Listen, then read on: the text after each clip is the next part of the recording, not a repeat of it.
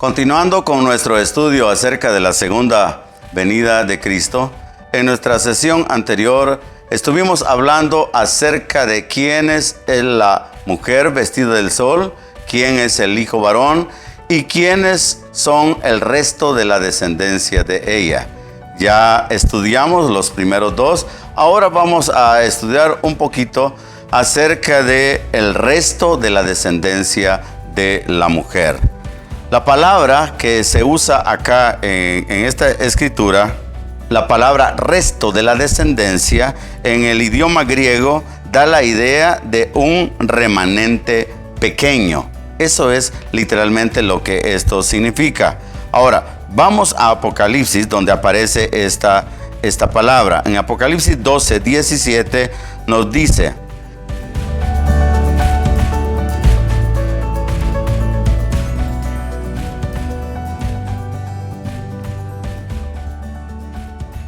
entonces el dragón se llenó de ira contra la mujer y se fue a hacer guerra contra el resto de la descendencia de ella, los que guardan los mandamientos de Dios y tienen el testimonio de Jesucristo. Entonces acá la palabra resto, como les vuelvo a repetir, en el griego da la idea de un remanente pequeño. Básicamente lo que el apóstol Juan está diciendo es que cuando el dragón ve que no puede hacer nada contra la mujer, se llena de ira contra ella y se va a hacer guerra contra un remanente pequeño de la descendencia de esta mujer. Ahora, quiero que veamos algunos aspectos con relación a este remanente pequeño o resto de la descendencia. El primer aspecto que quiero que veamos es que este grupo pequeño son los que guardan, ahí lo acabamos de leer, los que guardan los mandamientos de Dios y tienen el testimonio de Jesucristo. Yo quiero que seamos muy claros en cuanto a la palabra de Dios, porque yo entiendo que algunos creen que este resto, porque hace guerra contra ellos, y hay otras escrituras que declaran que cuando el enemigo haga guerra contra este remanente o contra el resto de la descendencia, los va a matar. Entonces algunos creen que son los niños, el grupo de hijitos, ¿verdad?, que van a morir durante la gran tribulación. Pero a mí lo que me llama la atención es lo que dice este verso que leímos, que estos son los que guardan los mandamientos de Dios. Y recuerden que todos los mandamientos del Señor fueron resumidos por nuestro Mesías en dos mandamientos: amarás al Señor tu Dios con todo tu corazón, con todas tus fuerzas, y a tu prójimo como a ti mismo. De tal manera, amados, que el amor, porque después el Señor resume estos dos en uno, es en el amor. Este grupo de hombres, este grupo pequeño de hombres y mujeres, dice que guardan, o sea, viven. Estos hombres y mujeres están practicando lo que es el amor de Dios en sus corazones. Además de eso, también dice que tienen el testimonio de Jesucristo. Esa palabra en Apocalipsis vuelve a aparecer porque el espíritu de la profecía, dice la escritura, es el testimonio de Jesucristo. Entonces vean, hay algo de la profecía fluyendo adentro de estas personas. Son dos cosas importantes: el amor y la palabra de Dios fluyendo en sus corazones. Ahora, si este aspecto, que es muy importante, amados, esto que estamos viendo, también quiero que lo relacionemos con una escritura. Este grupo pequeño, este remanente pequeño, es comparado, o mejor dicho, tiene cierta relación con un grupo de hombres que murieron siendo mártires del Cordero. Y cuando el Señor abre el quinto sello, sucede algo. Veamos lo que pasa allá en Apocalipsis. Veamos en Apocalipsis 6 y en el verso 9 al 11 dice: cuando abrió el quinto sello, vi bajo el altar las almas de los que habían sido muertos, escuchen, por causa de la palabra de Dios y por el testimonio que tenían. Dos cosas: la palabra de Dios o los mandamientos de Dios, y por el testimonio.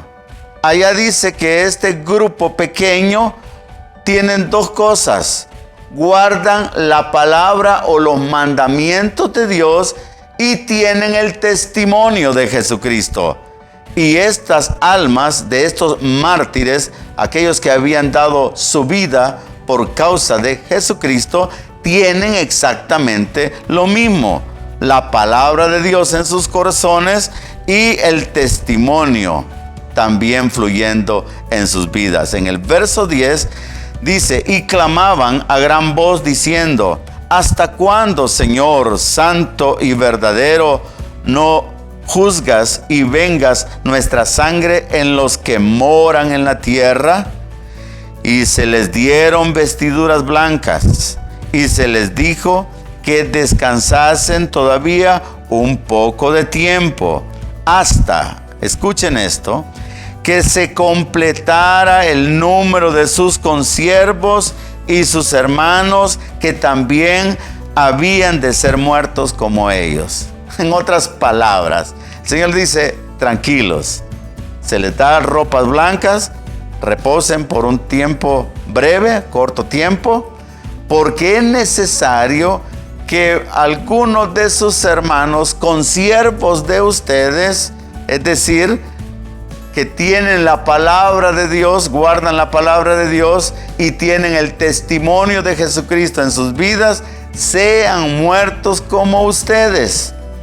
Hay en la iglesia o en el círculo de ciertos, en el liderazgo, mucho temor de quiénes van a morir, quiénes van a ser los mártires en la gran tribulación. Yo creo que esto Dios se lo va a conceder a ciertas personas. Yo creo que este es un privilegio, esto no es para cualquiera. El poder ser un mártir del Cordero es algo que Dios ya escogió. No es algo que alguien decida: bueno, yo quiero morir. No, es algo que el Señor ya escogió y les dice: se va a completar el número de los que deben morir como ustedes. Ahora, lo interesante es que aquí comparamos ambas escrituras, y los que murieron como mártires del Cordero tienen las mismas cosas de este grupo que se llama el resto de la descendencia de la mujer. Ahora, hay otro aspecto muy importante con relación a este remanente. Y es que el dragón hará guerra contra ellos y los matará. Allá leímos, ¿verdad?, en el verso 17 de Apocalipsis 12. Entonces el dragón se llenó de ira contra la mujer y se fue a hacer guerra contra el resto de la descendencia de ella. En el capítulo 13 de Apocalipsis, en el verso 5 dice: también se le dio boca que hablase grandes cosas. Aquí está hablando ya no del dragón, sino de la bestia, el anticristo, y blasfemias, y se le dio autoridad. Escuchen, se le dio autoridad para actuar 42 meses, y abrió su boca en blasfemias contra Dios, para blasfemar de su nombre, de su tabernáculo y de los que moran en el cielo. Y se le permitió, otra vez, se le permitió hacer guerra contra los santos y vencerlos. Obviamente los va a matar. Por eso algunos creen que van a ser hijitos o niñitos los que van a morir. Pero yo creo que este remanente no son niños. Son hombres y mujeres que literalmente alcanzaron la madurez y la perfección en Cristo Jesús durante este gran avivamiento que viene sobre la tierra. Pero Dios a este grupo los va a guardar. Tiene un plan para ellos, y es que den su vida por sus hermanos. No hay amor más grande que este, dice el Señor, que uno ponga su vida por sus hermanos. Obviamente, la bestia, así como va a matar a Elías y a Moisés, que son vencedores, que son los dos ungidos, también va a hacer guerra contra este grupo de hombres, ¿verdad? Este remanente pequeño, ¿verdad? Y los va a matar. Ahora, quiero que vean algo también. Esta escritura de Apocalipsis también está en Daniel. En Daniel, en el capítulo 7 de Daniel, y en el verso 20, dice: y este mismo cuerno tenía ojos y boca que hablase grandes cosas, igual que como dice Apocalipsis, y parecía más grande que sus compañeros. Y veía yo que este cuerno hacía guerra contra los santos y los vencía, hasta que vino el anciano de días y se le dio el juicio a los santos del Altísimo. Y llegó el tiempo y los santos recibieron el reino. Pero aquí Daniel dice también que este cuerno pequeño tenía una boca que hablaba grandes cosas, hizo guerra contra los santos y los vencía. Entonces, paralelamente a Apocalipsis, logramos ver que a este grupo de hombres, que la Biblia le llama el resto de la descendencia, les vuelvo a decir, no son bebés en Cristo. Porque un bebé en Cristo no guardan los mandamientos del Señor, que es el amor, y tampoco tienen el testimonio de Jesucristo, que según la Escritura, el testimonio de Jesucristo es el espíritu de la profecía. Es decir, es la palabra de Dios viviendo y hablando fuertemente a través de los corazones de estos hombres y estas mujeres, quienes van a ofrecer sus vidas. No es que se las vayan a quitar, ¿verdad? Sino que, ellos van a ofrecerse. ¿Se recuerdan? Realmente ellos son vencedores. Ellos ya han vencido el yo, ellos han vencido al mundo, han vencido al maligno, pero hay un propósito para ellos. Y el propósito para ellos es que completen el número de los mártires del Cordero que han de morir decapitados o como el Señor quiera que mueran. Porque eso es lo que dice allá cuando el quinto sello se abre. Van a morir de sus hermanos, de tus consiervos, ciertas personas más para completar el número de los que han de morir por causa de nuestro Señor Jesucristo. Creo que es un privilegio sumamente grande que se le va a dar, pero no a cualquiera. Es a este grupo que se le llama el remanente pequeño o el resto de la descendencia de ella. El tercer aspecto que quiero que veamos es el hecho de que este grupo que fueron asesinados por la bestia resucitarán para reinar en el milenio juntamente con Cristo. En Apocalipsis 24 dice así: y vi tronos y se sentaron sobre ellos los que recibieron facultad de juzgar, y vi las almas de los decapitados por causa del testimonio de Jesús. Otra vez es lo mismo, y por la palabra de Dios. Son las dos cosas que identifican a este resto de la descendencia de la mujer. No son bebés en Cristo.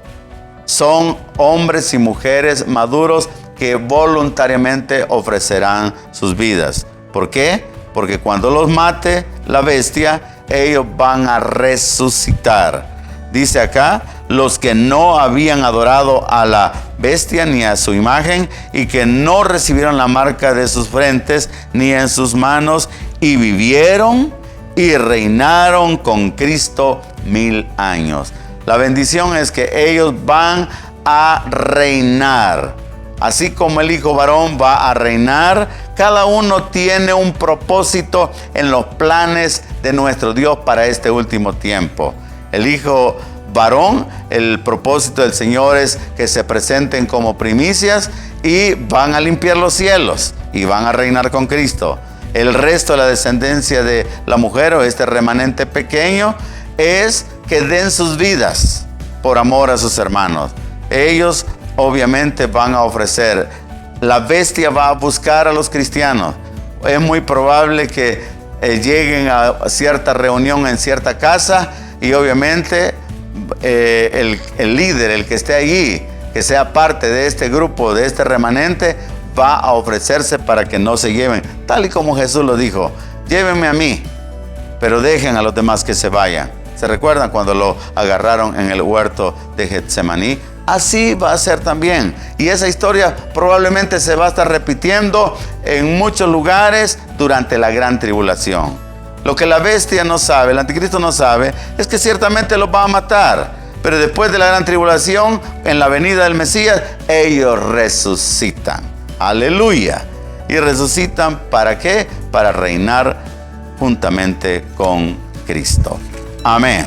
Entonces, continuamos viendo aquellos eventos que van a preceder la segunda venida de nuestro Mesías. El siguiente evento es la gran tribulación.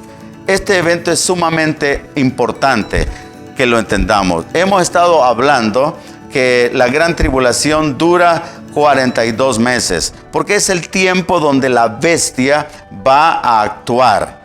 Yo quiero que vean algo, hermano. En la escritura que leímos anteriormente, dice claramente que la bestia va a recibir, o sea, se le dio autoridad. Siempre hay alguien que se le está dando autoridad a la bestia o al dragón. Y se le concedió, y se le dio, se le permitió. Ahora, la pregunta es, ¿quién le permite todo eso? Aquel que recibió el poder de parte de Dios, como dice, toda autoridad me es dada en el cielo y en la tierra. ¿Se recuerdan? La autoridad de nuestro Mesías fue dada por el Padre. Y quien va a estar tomando el control de cada evento y cada situación en la gran tribulación no es el dragón, no es Satanás, no es la bestia, no es el falso profeta, es Jesucristo mismo. Porque así comienza el libro de Apocalipsis, la revelación de Jesucristo. Es que Cristo está en cada evento que va a suceder. No tengamos temor, porque los juicios van a caer sobre aquellos que tengan la marca de la bestia o el número o el nombre de la bestia marcadas en sus frentes o en sus manos. Juicio para aquellos que rechazaron el mover y la bendición del gran avivamiento que vino antes de la gran tribulación. Eso lo dice Pablo bien claramente. Así que la gran tribulación realmente es un periodo sumamente difícil, el que no haya existido sobre la tierra, porque dice que esa tribulación será algo que no sucedió ni volverá a suceder. Pero su pueblo que está dentro de ella, de ese periodo de tiempo, ciertamente ese pueblo no va a ser afligido. Dios estará con ellos, las dos alas del gran águila. Así que yo quiero que veamos algunas cosas, algunos aspectos, cuando comienza esta gran tribulación. Ahora, ¿se recuerdan cuando el Señor iba saliendo del templo? Fue el último día en que Él iba saliendo del templo, era el lunes 12 de Nisan. ¿verdad? Él había pasado todo el día en el templo con sus discípulos y ellos van saliendo. Los discípulos le muestran las piedras y aquellas cosas preciosas, ¿verdad? Y ellos le dicen, maestro, mira, qué belleza, qué tremendo, qué gloria del templo. El Señor, en lugar de estar de acuerdo con ellos, les dice, en verdad les digo que no quedará piedra sobre piedra que no sea derribada. Siguen caminando, llegan al Monte de los Olivos y estando en el Monte de los Olivos, ellos le preguntan.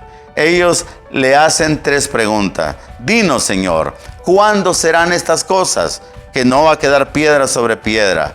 Dinos, Señor, ¿qué señal habrá de tu venida? Ellos estaban conscientes que el Señor iba a irse, pero que iba a regresar. ¿Y qué señal habrá del fin del siglo? El Señor, literalmente, amados hermanos, Él se sienta ahí en el Monte de los Olivos, y en ese Monte de los Olivos Él comienza a hablar de los eventos del fin y de su segunda venida. ¿Por qué es interesante que Él lo hable en el Monte de los Olivos? Porque allá en Zacarías el Señor nos muestra algo también, que cuando Él venga, según Zacarías, Él va a poner sus pies sobre el Monte de los Olivos. Qué bendición la que vamos a experimentar durante todo este tiempo. Ahora, yo quiero mostrarles algo con relación a lo que el Señor dijo. Cuando ellos le hacen estas preguntas, la respuesta, y la primera respuesta, en lugar de responderle las tres preguntas, lo primero que les dice: mirad que nadie los engañe. Y comienza a hablar una serie de cosas que Él le llama a esas cosas principio de dolores. Ahora, cuando la Biblia habla de principios de dolores, eso quiere decir que si hay dolores primarios, llamémoslo así, quiere decir que esos dolores se van a ir incrementando, como los dolores de parto, como los dolores de la mujer que está encinta. Cuando la mujer comienza con los dolores, son manejables, aún ella hasta se ríe, ¿verdad? Y ella está tranquila, pero conforme los dolores se van incrementando, ella sabe que el momento para dar a luz se acerca. Así el Señor dijo estos eventos. Dice, cuando Él comienza a mencionar estos eventos, Él les dice, y todavía no es el fin. O sea, no, estos solo son principios de dolores.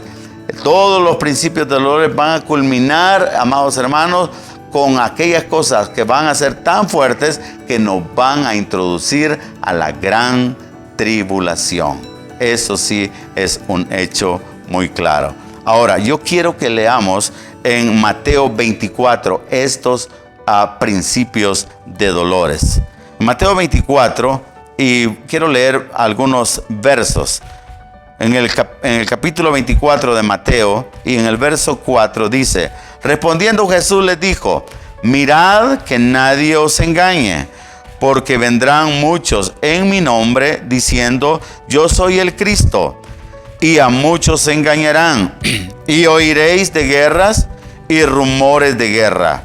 Mirad que no os turbéis, porque es necesario que todo esto acontezca, pero aún no es el fin, porque se levantará nación contra nación, reino contra reino, y habrá pestes y hambres y terremotos en diferentes lugares, y todo esto será, oigan lo que dice, principio de dolores. Entonces os entregarán a tribulación y os matarán, y seréis aborrecidos de todas las gentes por causa de mi nombre. Muchos tropezarán entonces y se entregarán unos a otros, y unos a otros se aborrecerán. Y muchos falsos profetas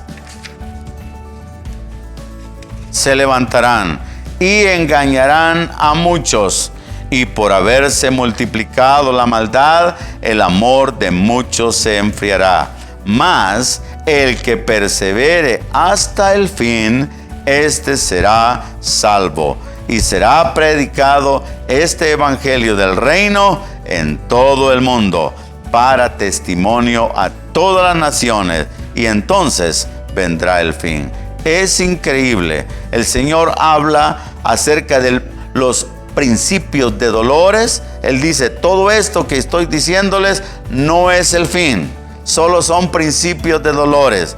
Y paralelamente a los acontecimientos que van a llevarnos hacia la gran tribulación, Él habla de: y será predicado este evangelio del reino en toda la tierra, en todo el mundo, para testimonio. O sea, todos van a tener la oportunidad de oír, de escuchar y de entregar su corazón al Mesías de Israel. Todos van a tener la oportunidad. Ahora, quiero que veamos esto, un resumen de cada uno de estos puntos que yo acabo de leer en Mateo 24. Quiero que nos quede bien claro cada uno de estos aspectos. ¿Por qué? Porque cuando los analizamos, los vemos claramente, estos nos van a dar la pauta qué tan cerca estamos de la gran tribulación. De tal manera, amados hermanos, que nosotros necesitamos captar y entender que cuando el Señor nos habla de estas cosas como principios de dolores, déjenme decirles, amados, que estos principios de dolores, en lo personal, creo que comenzaron desde